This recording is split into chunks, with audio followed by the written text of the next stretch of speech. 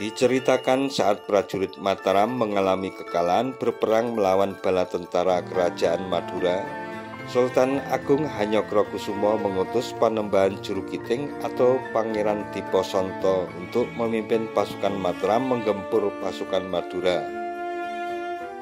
Peristiwa itu bermula pada sekitar tahun 1624.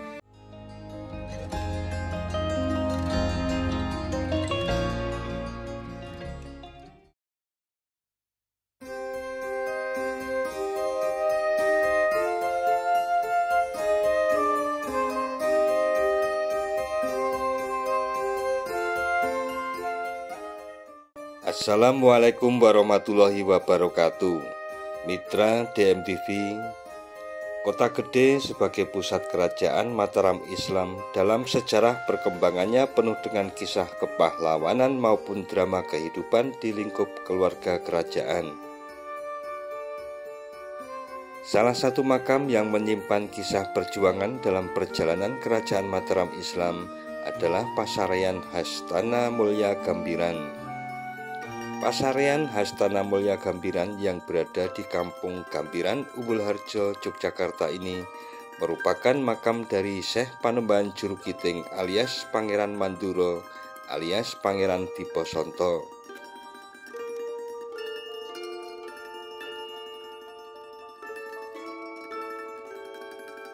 Untuk berziarah ke makam beliau, mitra DMTV bisa menghubungi Mbah Marti yang biasa membersihkan makam Ki Jurukiting dan kerabatnya. Rumah Mbah Marti terletak persis di sebelah timur makam dan kesehariannya membuka warung untuk mencukupi kebutuhannya.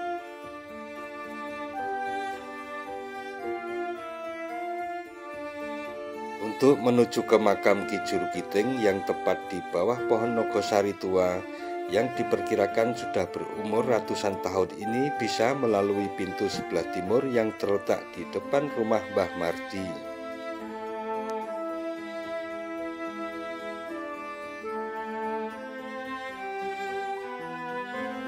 Ki Jurukiting adalah putra dari Panembahan Jurumertani alias Patih Mondoroko yang merupakan pepatih kerajaan Mataram Islam yang pertama serta penasihat Raja Kasultanan Mataram awal Kota Gede.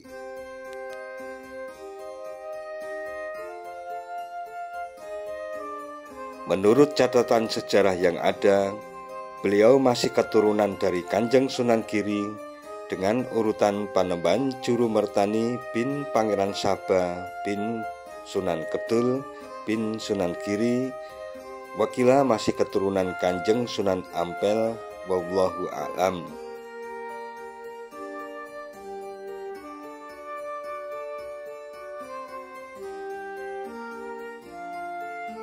Menurut cerita sejarah yang ada, beliau Syekh Panembahan Jurukiting atau Pangeran Manduro semasa hidupnya adalah seorang panglima kerajaan Mataram yang dikenal sakti mandraguna, sidik paningal, dan mustajab doanya.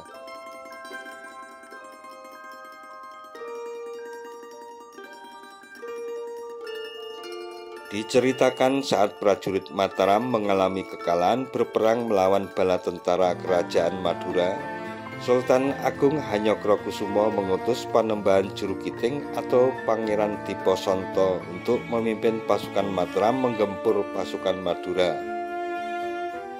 Peristiwa itu bermula pada sekitar tahun 1624 saat kerajaan Mataram mengirim 500 pasukan untuk mendarat di pantai barat pesisir Bangkalan.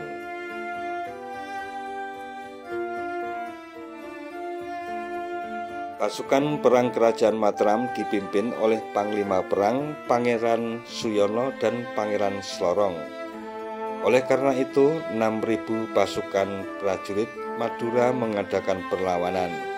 Pertempuran berlangsung dengan sengit sehingga Pangeran Suyono, Pangeran Slorong, dan 16 orang pemimpin pasukan Mataram gugur.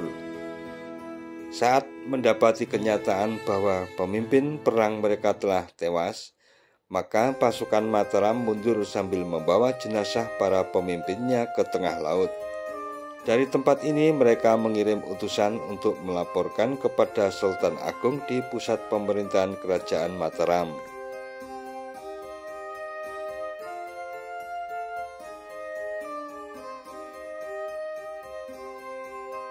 Sultan Agung sangat berang saat mendengar bahwa kedua panglima perang andalan Mataram terbunuh dalam pertempuran dengan pasukan Madura yang banyaknya 6.000 orang.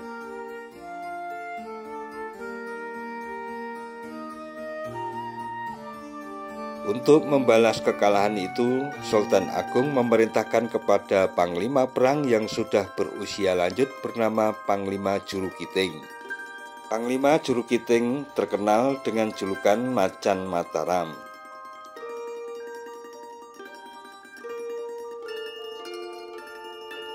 Panglima Jurukiting memang secara fisik sudah tua, namun kemampuannya dalam menghadapi musuh masih bisa diandalkan. Karena itulah beliau dikirim bersama ribuan pasukan Mataram. Pasukan perang Mataram di bawah pimpinan Panglima Jurukiting bergabung dengan sisa-sisa pasukan Mataram yang berada di tengah lautan untuk menaklukkan Madura.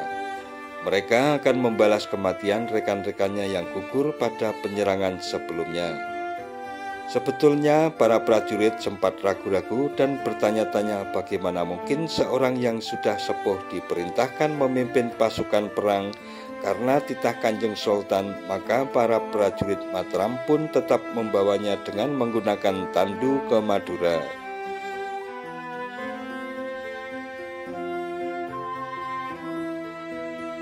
Singkat cerita, untuk membangkitkan keberanian pasukan Mataram, Panembahan Jurukiting hanya meminta dibuatkan nasi liwet.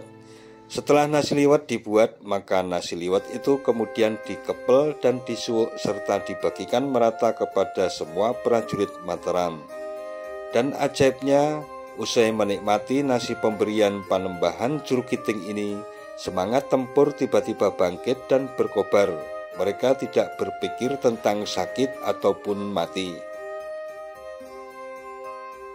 Oleh karena itu, mereka semua diperintahkan oleh Panembahan Jurukiting agar segera mengempur dan menaklukkan Madura. Ketika di medan peperangan, para prajurit Mataram terlihat tangguh dan pemberani. Alhasil, prajurit Mataram pun mengalami kemenangan.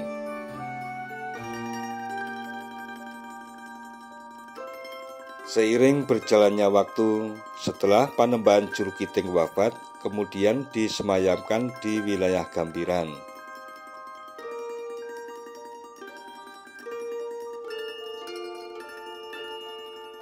Selain makam beliau, juga terdapat makam para wong-wong agung Mataram lainnya, di antaranya adalah Panembahan Jurukiting atau Pangeran Dipasanta atau Pangeran Mandura, Kiai Adipati Mandu Negoro atau putra Ki Ageng Pemanahan, Pangeran Haryo Tanduran atau Raden Dadap Tulis, Tumenggung Mayang atau putra menantu Ki Ageng Pemanahan, Pangeran Ronggo, Pangeran Teposonto atau Kiai Cinde Amoh, Pangeran Singosari atau Kiai Cinde Kembang, Nyai Ageng Tumenggung Mayang, Nyai Ageng Tumenggung Jayaprana, Nyai Ageng Sitaboyo, Ratu Pandansari atau putra Adipati Benowo Pajang, Adipati Benowo, Ratu Sekar Kedaton atau putra Sultan Bintaran Demak III, Pangeran Sinduseno atau putra Sultan Pajang, Ratu Ketambang, Tumenggung Gagak Baning, Adipati Purwo atau taklukan dari Madura, Adipati Buto Ijo atau taklukan dari Madura, Kiai Dandang Genis, dan lain-lain.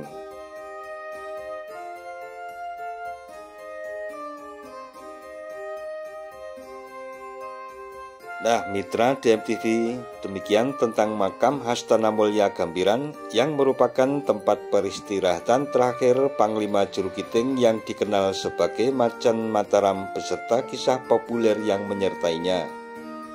Jangan lupa subscribe dan tekan tombol loncengnya agar tidak ketinggalan dengan video-video terbaru dari DMTV. Sekian dan wassalamualaikum warahmatullahi wabarakatuh.